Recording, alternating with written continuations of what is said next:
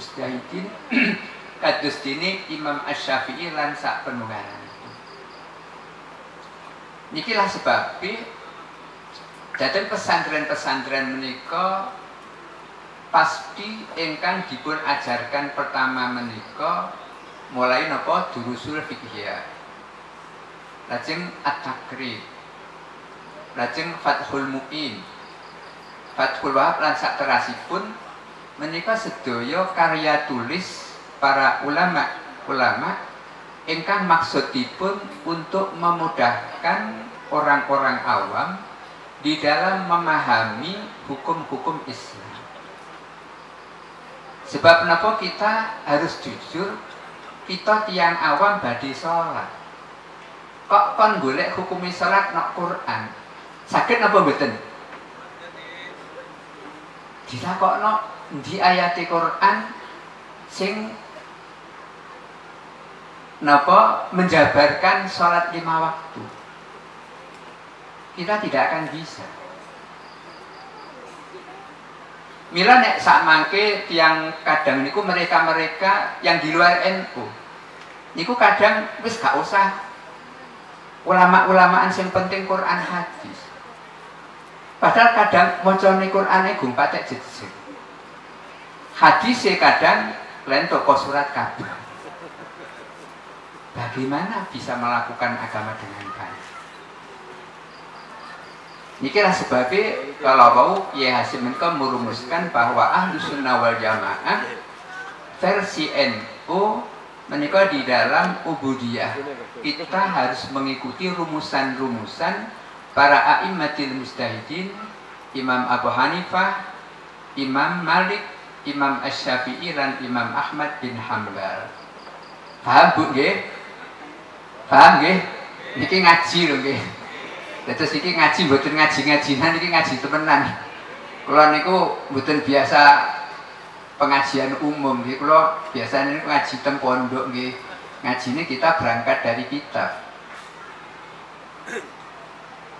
Terus niki sebabnya Kiai Hasim merumuskan ahli sunnah itu seperti itu. Lajeng napa sebabnya kok kelompok-kelompok Islam menika semua ngaku bahwa dia ahlu sunnah?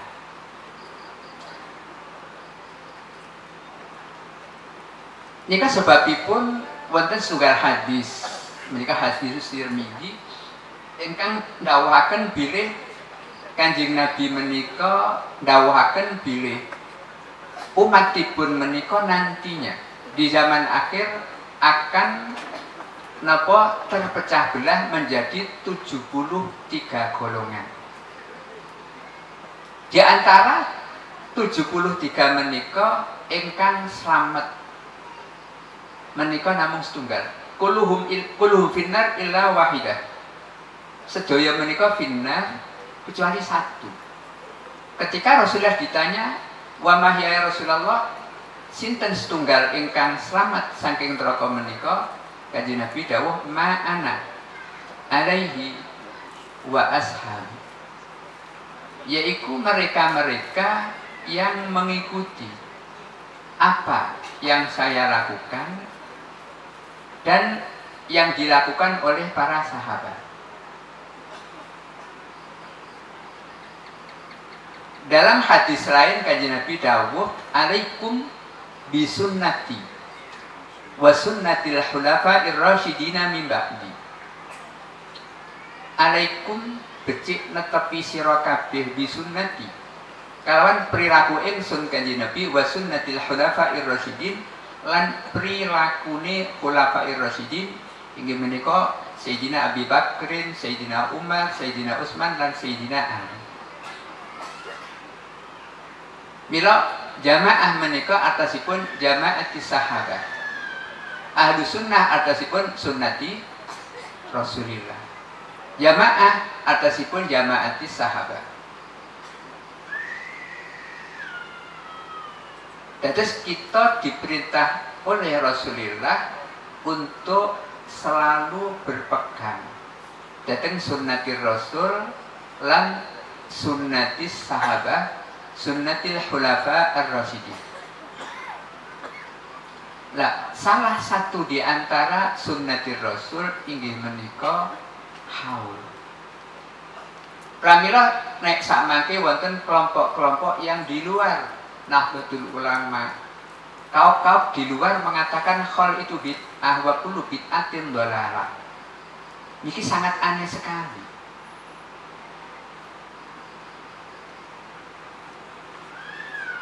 Haul menika salah satu sunnah perilaku yang pernah dilakukan oleh Rasulullah. Menika ingkang perlu panjenengan fahami supados panjenengan tidak terbawa dengan provokasinya kelompok-kelompok baru yang muncul yang membid'ahkan haul. Bahkan nek panjenengan buka di media sosial, tulisan-tulisan yang anti haul, tulisan-tulisan yang anti tahlil itu lebih banyak daripada yang pro. Sebab mereka-mereka niku sregep nulis. Wong NU niku biasanya aras-aras nulis. Nggih. Dijajane sing bapak-bapak sarjana niku sing kudu sregep nulis nek teng pesantren memang satu kelemahan kita akui, gak pate iso nulis. Tapi nek dari akademisi niku mesti iso nulis, mergo dia lulus menjadi sarjana mesti kedah menulis napa skripsi nggih. Tapi nggih kadang niku sakniki wonten skripsi niku dipocokno. Nggih. Nggih niki lah zaman akhir. Kula niku gak ada sederek niku tukang maca gawe skripsi. Nggih cerita kali kula. Nggih ditarik regane wonten sing 3 juta, wonten sing 4 juta ningali kualitas skripsi menika. Niki zaman sakmangke. Mira sakmangke niku gak usah kaget nek ana sarjana-sarjana macam-macam. Sebab sakmangke niku kathah nika sarjana sing skripsine niku maca akeh.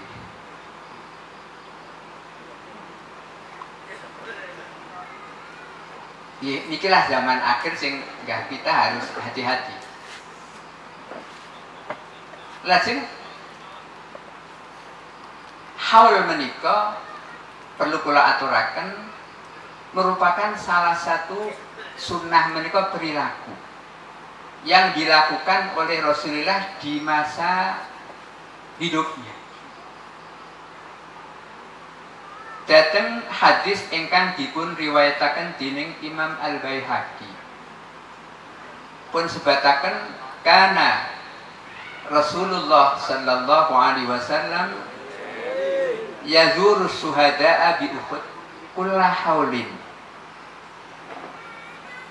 Datang hadis menika pun terangaken bilih Kanjeng Nabi menika setiap tahunipun ngestokaken ziarah dateng makbarahipun syuhada'i Uhud. Tiang sahabat ingkang mati syahid yang gugur di kala perang Uhud.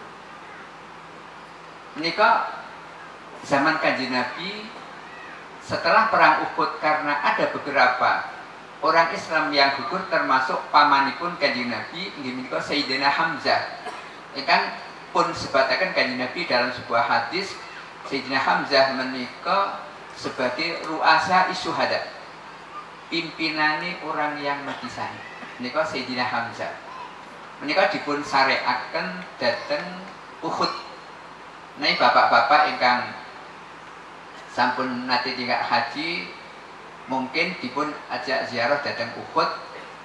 Tapi juga nek teng Uhud napa ziarah dateng makbari syuhada napa mboten napa sekedar kadang niku wonten sing rame-rame tok. Napa golek kurma teng Uhud niku kathah napa kurma nyagam. Kadang niku sing digoleki lali ziarah dateng syuhada Uhud. Dados teng parke Gunung Uhud menika wonten pesareanipun para syuhada. Zaman rumiyin kula tahun 2000 kula haji kareng jamaah nika jamaah Gus Dur. Menika Gus Dur dados presiden kan berangkatkan 40 kiai haji niku alhamdulillah kula niku nderek kecangking. tahun 2000. Niku kula ziarah teng Uhud menika, kubur Uhud tasih dipun pilung rapet. Wong gak seru. Terus tenggene sak cakete menika makbarah niku terus berbunyi tip yang isinya la'anallah zuwaratil kubur. Allah nglaknati wong-wong wadon sing padha ziarah. Niku diputar terus.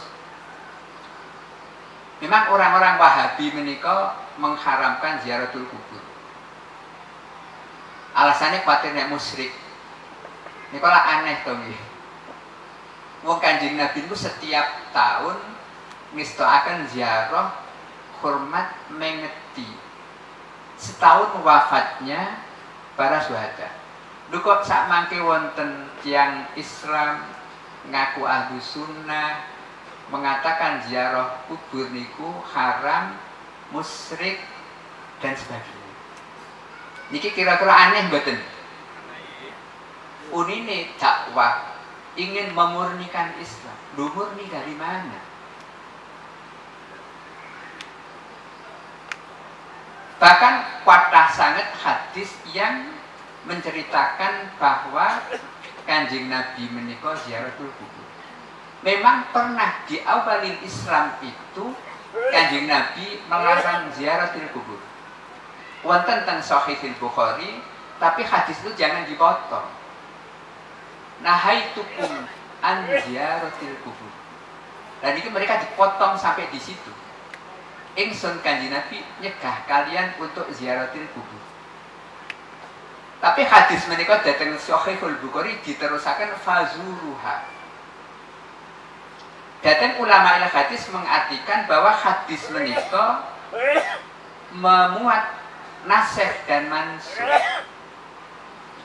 Atasipun nahaitukum an ziyaratil kubur menika nahaitu menika nek cara kajian dateng pesantren naha menika fi'lu persa fi'il madi niku fi'il madi niku zaman madi zaman sing wis liwat. Arti nah itu saya sudah pernah di masa lalu melarang kalian untuk ziaratil kubur. Nggih menika di awal Islam di mana Islam masih berbau napa jahiliyah, masih dekat dengan pemikiran jahiliyah ingkang nyembah dhateng macam-macam. Khawatir mungkin di saat itu ketika dia ziarah ngogek napa nyembah dhateng kubur niki diawalin Islam. Tapi hadis menika dipun terasaken fazuruha, dan sekarang kalian ziarahlah ke kubur fa innaha tuzakkirukum al-akhirah. Sebab apa? Ziarah kubur niku bisa mengingatkan kalian kepada akhirat. Mungkin kula panjenengan menawi sedang napa kerja, datang kantor, datang pasar, datang Jepara ngukir nggih. Niku lak gak eling mati to. Tapi nek kala-kala kemis sore niku kuburan, kita eling oh aku gagahku koyo ngene yo sok gak. Ya wis koyo ngene iki akan masuk ke kubur. Niki maksudipun fa innaha tudzakirukum ala akhirah. Niki diperintah karo Nabi kita kala-kala kan ziarah kubur ben eling mati gen gak karepe dhewe. Saya napa mboten?